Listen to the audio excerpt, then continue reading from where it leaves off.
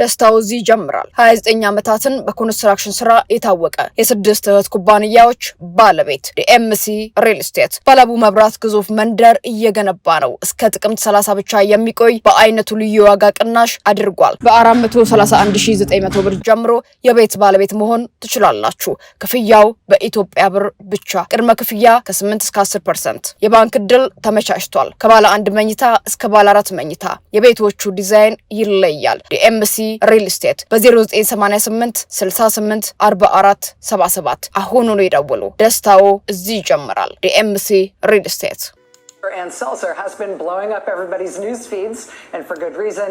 It is just one poll. ሰላም እና ጤና ፍቅርን በረከትን ያድልኝ። ክብራትና ክብራን ሳድስ ቤተሰቦቼ እንደምን አላችሁ? እንደምንስ ቆያችሁልኝ? ያላችሁት በሳድስ የሚዲያ ዝግጅታችን ላይ ነው።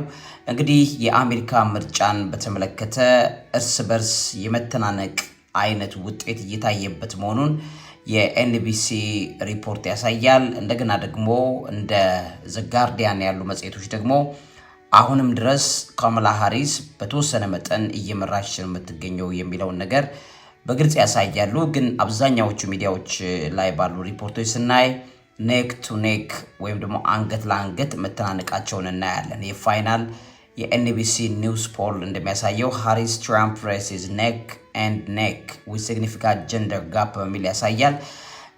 ተናንቀዋል ማለት ነው። ይሄ ውጤት እንግዲህ የኢትዮጵያን ፖለቲካም እንደሚወስን ታውቃላችሁ። እኛ ኢትዮጵያውያን ነን።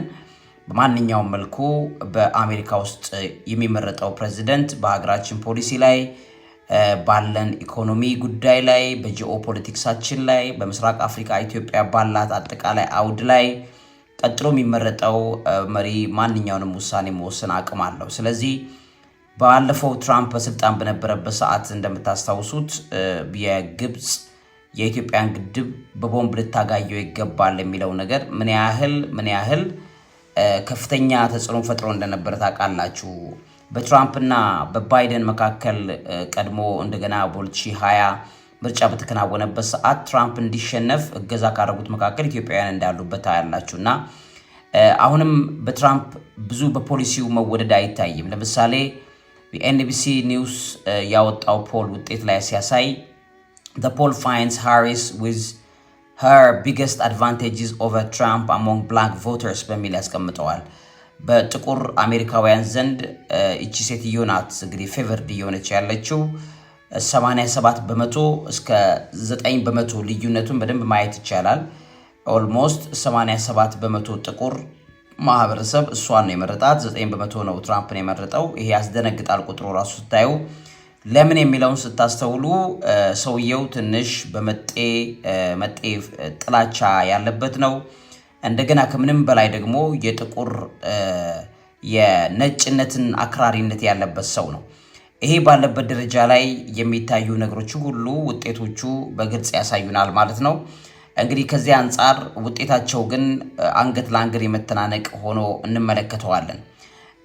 በሁለቱም ምርጫ ላይ እንግዲህ በጣም ወሳኝ የምትባል አይዋ የምትባል ግዛት አለች።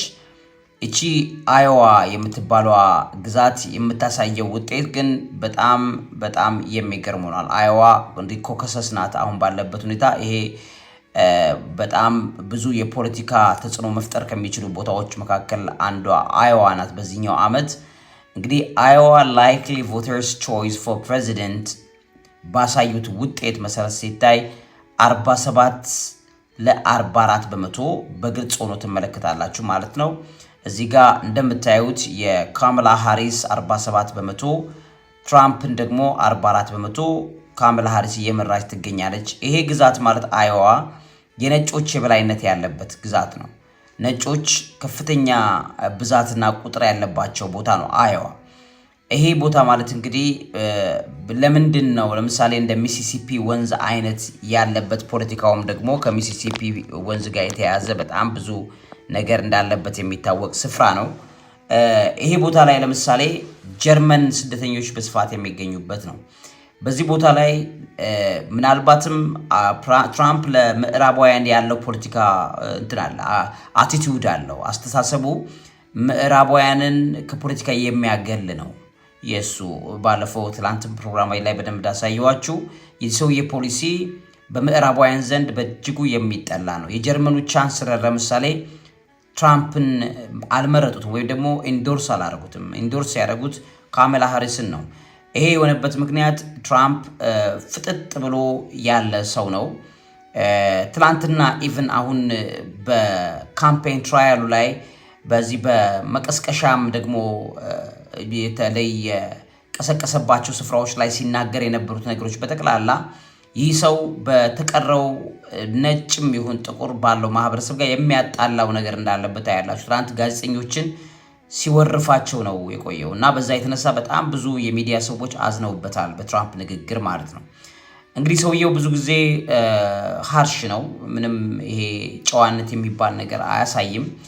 በሚያረጋቸው ነገሮች ተጽዕኖ ያለው ነገር እንደተፈጠረ ታውቃላችሁ። ስለዚህ በምዕራባውያን ዘንድ በተለይም ለምዕራባውያን ምንም አይነት እርዳታ ወይም ደግሞ የጦር መሳሪያ እገዛ እንደማታረጋ አሜሪካ እሱ ከተመረጠ እንደውም ጭራሽ ከኔቶ አሜሪካንን እንደሚነጥላት አድርጎ ያቀረበበት መንገድ በብዙ ነጮች ዘንድ ወይም በምዕራባውያን ዘንድ ትራምፕ እንዳይመረጥ ከፍተኛ እገዛ እየሰሩ እንዳሉ ይታወቃል። ስለዚህ አይዋ በምትባለው በዚህ ቦታ ላይ እንግዲህ ይሄንን ነገር በግልጽ ሆኖ ትመለከቱታላችሁ ማለት ነው። እዚህ ጋር አሁን እንደምታዩት ክብራትና ክብራን ቤተሰቦቼ ውጤቱም እዚህ ጋር እንደሚያሳያችሁ 49 ለ49 ትንቅንቅ ላይ ነው ያሉት። ያው ሁሉ ነገር ሆኖ ሰውየው ከነዚህ ቀደም በነበሩት ምርጫዎች ላይ ካገኘው ውጤት ይልቅ አሁን ያገኘው ከፍተኛ እጁን እንደሚይዝ እየተነገረ ይገኛል ማለት ነው።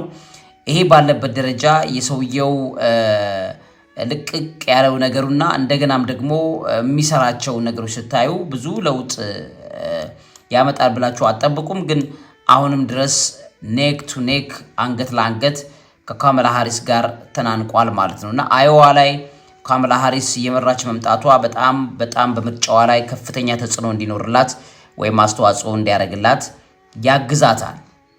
እንግዲህ ይሄ ባለበት ደረጃ ትናንትናም ቅስቀሳ ያከናወኑ ነበረ።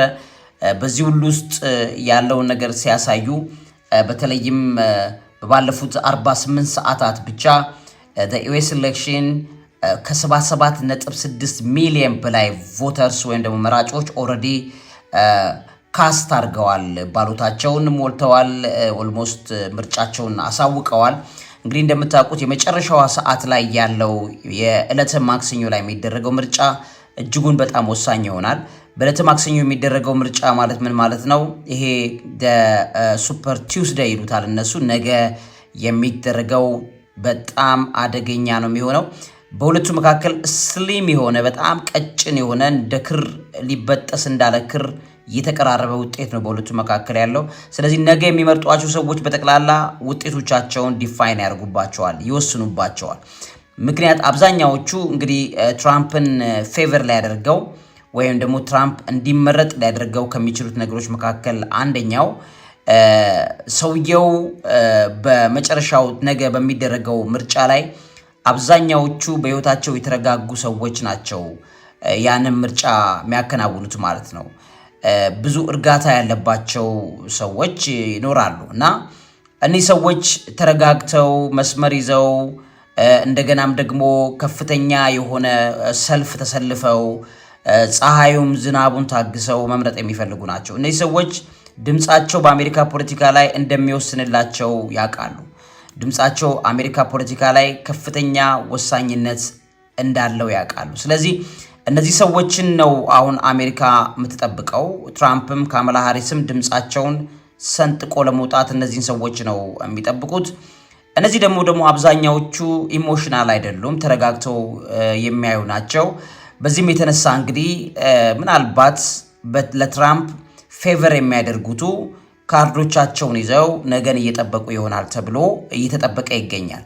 ያ ከሆነ ትራምፕን የቀደመ ስሊም ስለሆነ አሁን በመካከላቸው ያለው ነገር የቀደመ ውጤት እንዲያመጣ ሊያግዘው እንደሚችል ይነገራል። እንግዲህ 77.6 ሚሊዮን የአሜሪካ ቮተርስ አሁንም ካርዶቻቸውን አስገብተዋል። በተለያዩ ውጤቶች ሲታይ ካማላ ሃሪስ በነጥብ እየመራች እንዳለች ይናገራሉ። እንደ ኤንቢሲ ኒውስ ያሉ ሌሎች ሚዲያዎች ደግሞ ሁለቱም አንገት ለአንገት እንደተናነቁ ውጤቶቻቸው ያሳያሉ። ደስታው እዚህ ይጀምራል። 29 ዓመታትን በኮንስትራክሽን ስራ የታወቀ የስድስት እህት ኩባንያዎች ባለቤት ዲኤምሲ ሪል ስቴት ባለቡ መብራት ግዙፍ መንደር እየገነባ ነው። እስከ ጥቅምት 30 ብቻ የሚቆይ በአይነቱ ልዩ ዋጋ ቅናሽ አድርጓል። በ0988 68 44 77 አሁኑኑ ይደውሉ። ደስታው እዚህ ይጀምራል። ዲኤምሲ ሪል ስቴት። የዘጋርዲያን ሪፖርት 8 ነጥብ ያክል ውጤት አምጥታ መቅደም ትችላለች፣ እሷ ልትበልጠው ትችላለች፣ ውጤቱን እሷ ልትወስደው ትችላለች የሚል ብዙ ነገር ማሳያ እንዳላቸው አድርገው ይተነትናሉ። ሌሎች ግን የትራምፕን መመረጥ እንደገና በግልጽ የሚያሳይ ውጤታቸውን እየተናገሩ ይገኛሉ። እንግዲህ በብዙ መልኩ ትላንትና በሃሪስ በሚቺጋን ንግግር አድርጋለች። እንደገና ደግሞ የሪፐብሊካን ኦፖነንቷ ዶናልድ ትራምፕ በፔንሲልቫኒያ ንግግር አድርጓል። እዛ ላይ he complained about gaps in the bulletproof shield surrounding him በሚል ይናገራሉ ማለት ነው። እንግዲህ በግድያው ሙከራውን ተመልክቶ አስተያየት ሰጥቶ ትላንት ብዙዎችን አስቆጥቷል። እንደገና ሲናገርም በብዙ መልኩ ማለት ነው በዚህ ቦታ ላይ ያሉ ጋዜጠኞች ፌክ ኒውስ በመስራት እሱን እያደከሙት እያሉ በሱ ላይ ተጽዕኖ የፈጠሩበት የሚዲያ ሰዎች እንደሆኑ አርጎ ሲያብጠለጥል ነበረ ፕሬዝዳንት ትራምፕ ትላንትና። የሆነ ሆኖ ግን ፖልስና ውጤቶች የሚያሳዩቸው ነገር ከጊዜ ወደ ጊዜ እጅግ በጣም የሚገርም ነገር እያሳዩ እንደሆነ ተመለከታላችሁ። እዚህ ጋር የምታዩት እንግዲህ አንገት ለአንገት የተናነቁበትን ውጤት ታያላችሁ። ጋዜጠኛው እንዲገልጸዋል። State Donald Trump won by nearly 10 points the last two elections. Now, at least in that Des Moines Register poll, having Harris slightly ahead. That it comes as this national poll shows Donald Trump, frankly, better positioned nationally than he finished in 2020 or 2016, and frankly, than he polled in either one of those. እንግዲህ በዚህ ዘገባው ላይ ጋዜጠኛውም እንደሚያሳያችሁ ዶናልድ ትራምፕ በ2020 በ2016 ከነበሩት ምርጫዎቹ አሁን ያሳየው ውጤት የተሻለ እንደሆነ በደንብ አርጎ ገልጾ ያሳየዋል። Lowest levels of high interest are coming from non-white voters, Latino voters and black voters. Two ways to view that. Obviously, you're talking about traditionally core Democratic constituencies that could take away from apps. ያም ደግሞ እንግዲህ በትክክል የሚያሳየው ዶናልድ ትራምፕ በ2016 77 በመቶ እሱን ለመምረጥ ፍላጎት እንደነበረ፣ ከዛ በ2020 ደግሞ 87 በመቶ፣ አሁን ደግሞ 77 በመቶ ተመልሶ ወደታች ወርዶበታል። በ2083 ነጮች እንዲሁም ደግሞ ብላክ ቮተርስም ጭምር መርጠውት እንደነበረ ወይም እሱን ለመምረጥ በ2020 ከፍተኛ ፍላጎት እንደነበረ ያሳያል። አሁን ደግሞ በ2017 በ2024 ደግሞ እንግዲህ በብዙ ትንቅንቅ ውስጥ ያለ እንደሆነ በትክክል ያሳያል ውጤቱ ማለት ነው። እንግዲህ እነዚህን ብቻ አይደለም በምን ጉዳዮች ላይ በጣም ኢንትረስትድ ሆነው ሰዎች ውጤት እያሳዩ ወይም ደግሞ ምርጫቸውን ያከናወኑ ይገኛሉ የሚለውን ሲያሳይ በአቦርሽን ወይም ደግሞ በጽንስ ማስወረድ ላይ ሃሪስን ያስቀድማታል። ምርጫው እንደምታዩት ሃሪስ በ20 ነጥብ ትራምፕን ትበልጠዋለች። ብሪንግ ካውንቲ ቱጌዘር በተለይ እነዚህ ሀገሪቱን ወደ አንድ ቦታ ላይ ለማሰባሰብ በሚሰራው ስራ ደግሞ አሁንም ሃሪስ 10 በመቶ ከትራምፕ የበለጠ ድምጽ ተሰጥቷታል። ሉኪንግ አውት ፎር ሚድል ክላስስ ለመካከለኛው ማህበረሰብ ቴክ ኬር ሊያረግ ይችላል ወይም ደግሞ እንክብካቤ ሊያረግ ይችላል ልታረግ ትችላለች በሚለው ተስፋ አሁንም ሃሪስ በ9 ነጥብ ዶናልድ ትራምፕን ትበልጠዋለች። እንደገና ኮምፒተንት ኤንድ ኤፌክቲቭ በሚል በምርጫ በተለይ ካለው የፕሬዝዳንትነት ልምድ ከምንም ኮምፒቲቲቪቲ ወይም ደግሞ እሱ ቢመረጥ የተሻለ ልምድ ያለው ሰው ነው በሚል ትራምፕ 2% ብቻ እሷን ይበልጣታል። በኢንፍሌሽን እና በኮስት ኦፍ ሊቪንግ ደግሞ በኑሮ ውድነት እና በኢንፍሌሽን አሁንም ትራምፕ ሊቆጣጠረው ይችላል በሚል 12 ነጥብ እንዲበልጥ የሚያደርግ ውጤት ይታያል ማለት ነው። እዚህ ጋር እንደምታስተውሉት ይሄ ባለበት ደረጃ ላይ እንግዲህ ፖልስ ውጤታቸው በየቀኑ ለውጥ እያሳዩ ነው ያሉት። በወንዶች ደግሞ 40 በመቶ ካማላ ሃሪስ እሱ 58 በመቶ፣ በሴቶች መራጮች እሷ 57 በመቶ እሱ 41 በመቶ፣ በአጠቃላይ ከሁለቱ በ18 እና 16 ድምጽ መበላለጥ 34 በመቶ የሚሆን የመራጮች ድምጽ ለዚህ ጉዳይ እየተመረጠ እየተቀላቀለ እንደሆነ ያሳያል። ይሄን ደግሞ ጆ ባይደን እና ትራምፕን እንኳን ማወዳደር ቢቻል በጆ ባይደን ጊዜ 41 በመቶ እንደገናም ትራምፕ 48 በመቶ የዚህ ፕሬዚደንሻል ጆብ አፕሩቫል ላይ ሁለቱም ሲነጻጸር ከፍተኛ ድምጽ አግኝቶ የነበረው ትራምፕ እንደነበረ ይታወቃል። አሁን ባለበት ሁኔታ ላይ ከስራ አንጻር ወይም ደግሞ ስራን በመፍጠር ስራ ውጤት ማግኘት ይቻላል በሚለው ነገር ላይ አሁንም ሰዎች ለዶናልድ ትራምፕ ፌቨር የሚያደርግ ነገር አላቸው። ከዛ በተቃራኒ ግን እቺው ካማላ ሃሪስ የምትባለውም ይዛ የመጣችው ለመካከለኛው ለሚድል ክላስ የሚሆን አጠቃላይ ፖሊሲዎችን ይዛ በመምጣቷ የተነሳ እሷንም ፌቨር ሊያደርጋት የሚችል ነገር ይታያል ማለት ነው። በብዙ ውጤቶች ማየት የሚቻሉ early voters በተለይ ደግሞ ኦልሞስት ቀድመው ሰዎች የመረጡት ቅድም እንደነገርኳችሁ 65 በመቶ ሃሪስን መርጠዋል። ይሄ እንግዲህ ኦልሞስት በኤሌክሽን ዴይ ደግሞ 32 በመቶ ትራምፕን ለመምረጥ የሚያስችል እድል እንዳለው ያሳያል ማለት ነው። እንግዲህ ባትል ግራውንድ ስቴትስ የሚባሉ ከፍተኛ ጠብ ያለባቸው ቦታዎች ተብለው የሚባሉ አሪዞና ትራምፕ 1.9 በመቶ ይበልጣታል። በጆርጂያ ትራምፕ 0.9 በመቶ ከፍ ያለ ድምጽ እንዳለው፣ በሚቺጋን ሃሪስ ናት 1.8 በመቶ ተደማጭነት ወይም ደግሞ ተመራጭነት ያላት። በኔቫዳ እንዲሁም ደግሞ ሃሪስ በ0.3 በመቶ እንደዚህ ከትራምፕ በዚህ ትበልጠዋለች። ኖርዝ ካሮላይና ትራምፕ በ1.1 በመቶ ይበልጣታል፣ ሃሪስ በ0.3 በመቶ። ዊስኮንሲን ሃሪስ በ1.4 በመቶ ትበልጠዋለች። እንግዲህ ትራምፕ ለማሸነፍ ከፈለገ ከነዚህ ከአራቱ ማለትም ከሚቺጋን፣ ከኔቫዳ፣ ከፔንሲልቫኒያ እና ከዊስኮንሲን አንዱን ስቴት መውሰድ አለበት። ይሄን ከወሰደ 270 ኤሌክቶራል ቮቱን ማግኘት የሚችልበት እድሉን ከፍ ያደርግለታል ማለት ነው። ይሄ 270 ኤሌክቶራል ቮት ለማሸነፍ ትራምፕ ከነዚህ ከአራቱ አንዱ ላይ መውሰድ አለበት ማለት ነው። ይሄ ባለበት ደረጃ ላይ ትንቅንቁ አሁንም በነዚህ በአሪዞና፣ በጆርጂያ፣ በሚቺጋን፣ በኔቫዳ፣ በኖርዝ ካሮላይና፣ በፔንሲልቫኒያ እና በዊስኮንሲን እየቀጠለ ይገኛል ማለት ነው። እንግዲህ አይዋ ፖል ቅድም እንዳልኳችሁ 47 ለ44 በጣም ወሳኝ የሆነ ስቴት ነው አይዋ። በዛ ቦታ ላይ ካማላ ሃሪስ 47 በመቶ ድምጽ አላት።